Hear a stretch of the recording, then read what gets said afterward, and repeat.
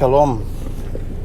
We are in Parashah Vayishlach, which is Genesis 32, and it's all about Jacob's trouble, and then later on the kiss of Esau. So that in itself gives you the whole storyline prophetically.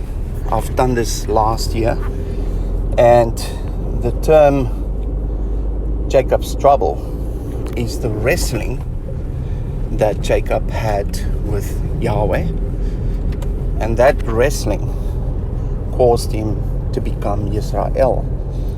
So there's a wrestling of humanity that is taking place with Yahweh, a time of despair, a time where people are devastated, full of fear, and they dread what is coming.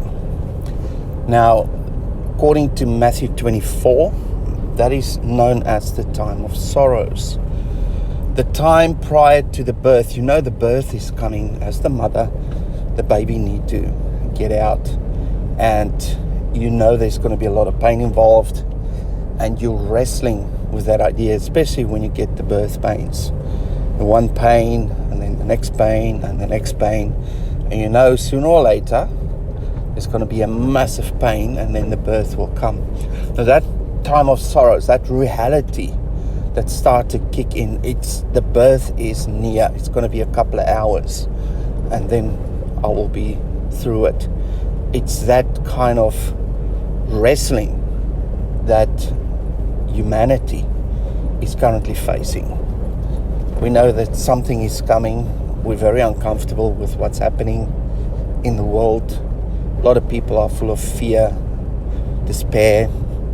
They are devastated, don't know which way to go. And there's a lot of people who are suffering during this time, specifically the believers in Mashiach. They've been persecuted. They're currently being persecuted, and there's more persecution coming. That's one of the last things that's going to happen prior to the Great Tribulation, and also during the Great Tribulation. And there's going to be a separation, as Revelation, I think it's 21-22, talks about a separation between the sheep and the goats.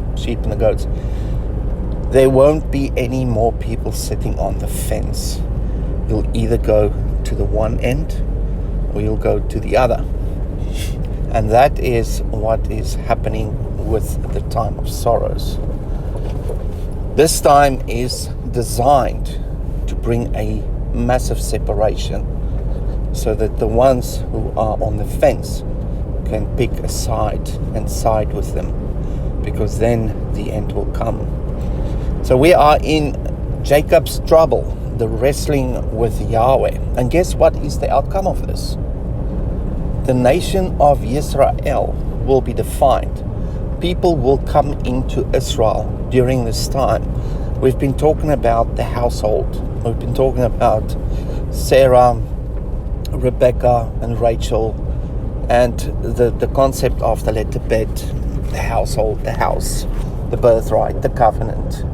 And all of that is now aligned and open for the nations, the sand of the sea, to come into the bed, into the house, into the household, through facilitation of the anointed ones. That's Sarah, the ones with the shin on the head, the fire on the head, the tongue of fire on the head, the anointed ones who have the gifts of the Spirit and the fruit of the Spirit. They will be, and they are, the kingdom of priests, who are anointed ones who will facilitate the entry into the household and looking after those new babies who've been born again in Mashiach Yeshua. So those of you who are part of the priestly role and function, be ready, because people will start to come in. That's what the kiss of Esau, the Jacob's trouble is all about. People will start to have an awakening. People will ask questions. People who will start reading the Bible. They will want to know what's going on.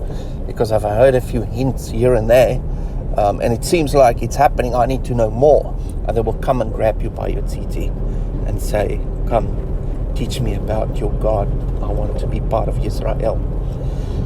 So that's a message to the bride, to the priestly kingdom of priests, who are the anointed ones in the household of Mashiach. Now for the others, there's also the concept of the kiss of Esau. Now this morning I was looking at the kiss of Esau and the word kiss and what it means.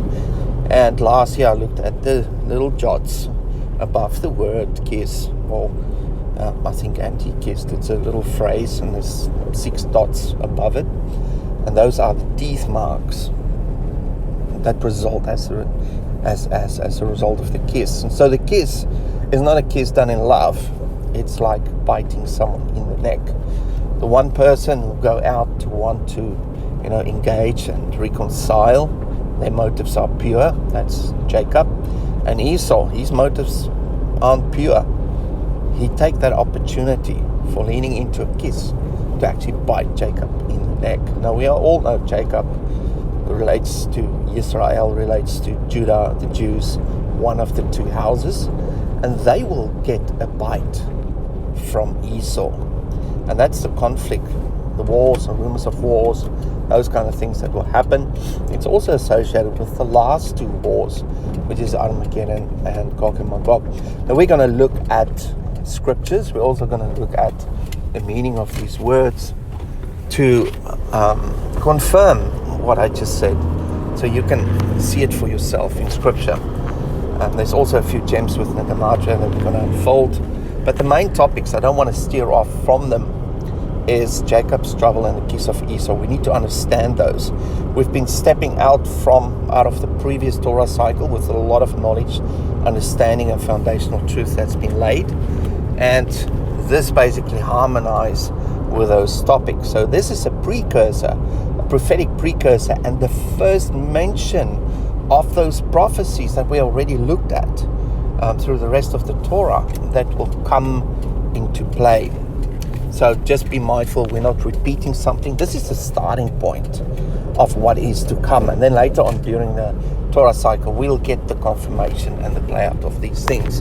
And that will lay the foundation for us who are living in end times to see what we can expect as we move through the time of sorrows, Jacob's trouble, and eventually the kiss of Esau.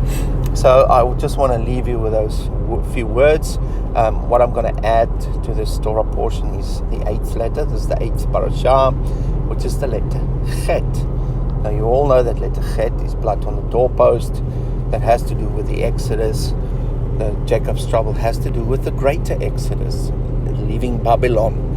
In the previous cycle, they left Egypt. In the second cycle, we're going to leave Babylon. So it's all in line with what is to come. And Passover will be very, very prominent in the second Exodus. And it has to do with the sacrifice, starting of sacrifices, stopping of sacrifices. And that, of course, will happen around a Passover.